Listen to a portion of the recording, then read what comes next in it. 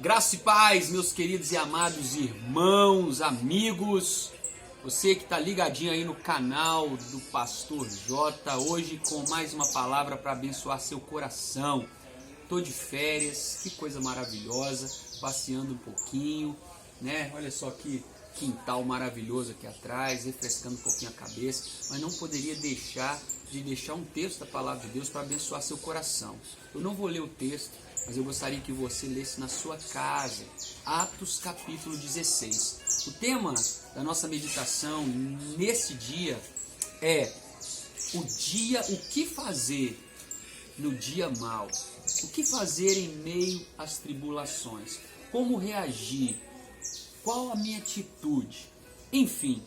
O texto vai narrar a história do apóstolo Paulo junto com o seu filho na fé, Silas. E nós vamos ver Paulo e Silas, né, no decorrer da história da igreja primitiva, eles fazendo uma das suas viagens missionárias, eles evangelizando, abençoando o povo. E numa dessas ministrações, onde eles estão cheios do Espírito Santo e fazendo a vontade de Deus, nós vemos que uma mulher começa a declarar: ali vai um homem de Deus, verdadeiramente ele é um homem de Deus. E aquela mulher tinha um espírito imundo, um espírito demoníaco, que agia na vida dela, fazendo com que ela conseguisse adivinhar algumas coisas. É o que a Bíblia diz de espírito de adivinhação. E tinham algumas pessoas que tinham muito lucro com essa mulher, usando esse espírito de adivinhação através da vida dela para poder ganhar dinheiro. Quando o apóstolo Paulo percebe esse espírito de adivinhação, ele tem essa percepção, ele repreende o espírito demoníaco. E a Bíblia vai dizer que essa mulher foi totalmente livre. E aqueles homens ficaram revoltados com o apóstolo Paulo, porque eles perderam aquilo que dava lucro para eles. Então eles chamaram rapidamente algumas pessoas, prenderam o apóstolo Paulo e Silas e os levaram aos magistrados. Antes de nós seguirmos a história, eu quero que você preste bastante atenção no que eu quero te dizer neste dia através dessa meditação.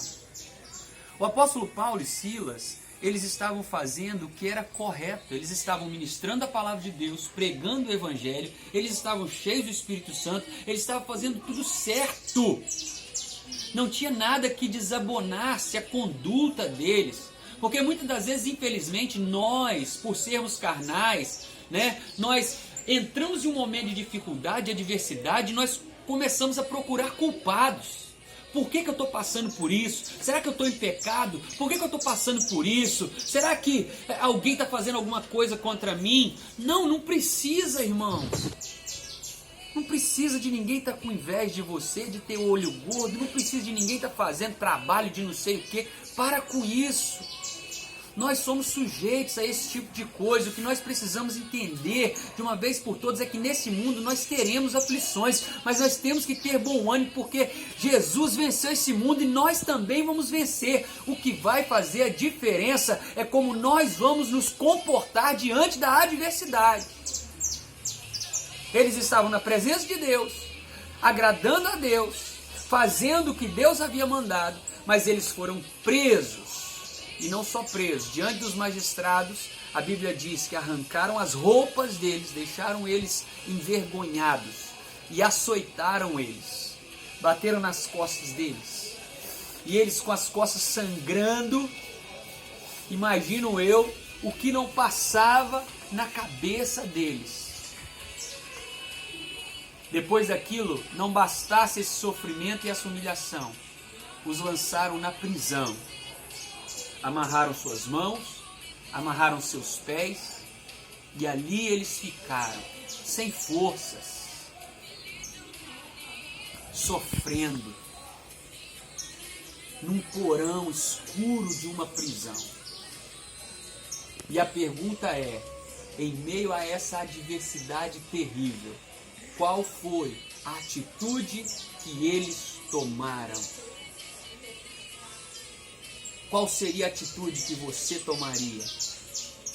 A Bíblia vai dizer que à meia-noite, mesmo com suas costas ensanguentadas, mesmo presos por grilhões, mesmo em uma cadeia fria, escura, passando por momentos de vergonha, eles começaram a orar e a adorar o nome do Senhor, a exaltar o nome do Senhor, a glorificar o nome do Senhor, de tal maneira que o Senhor não resistiu e enviou um grande terremoto para que os servos dele fossem libertos, fossem arrancados daquela situação adversa. Está aí a diferença do que serve e do que não serve a Deus. Está aí a diferença daquele o qual Deus opera em sua vida e daquele muitas das vezes parece que Deus não está vendo. Porque em momentos de adversidade, nós somos tendenciosos a reclamar, a murmurar. Nós somos tendenciosos a abandonar o barco.